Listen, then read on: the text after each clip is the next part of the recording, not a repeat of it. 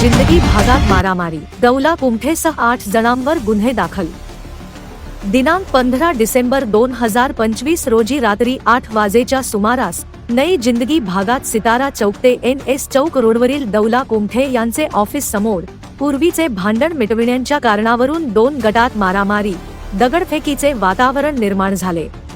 यात दौला कुमठेसह एकूण 8 जणांविरुद्ध MIDC पोलीस ठाण्यात गुन्हा दाखल करण्यात आला आहे।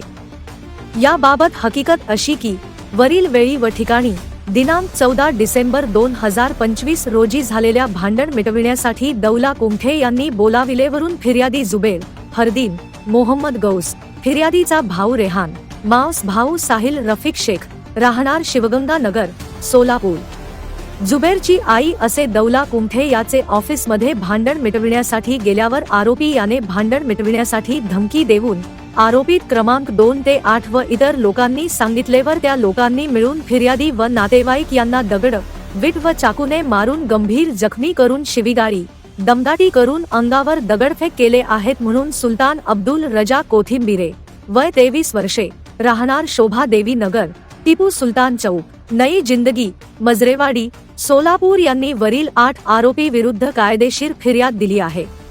यांच्या विरोधात 10/16/2025 भारतीय न्याय संहिता 118, 2, 118, 1, 49, 115, 2, 352, 351, 2, 189, 2, 191, 2, 191, 3, 190 महाराष्ट्र पोलीस अधिनियम 135 प्रमाणे गुन्हा दाखल झाला आहे।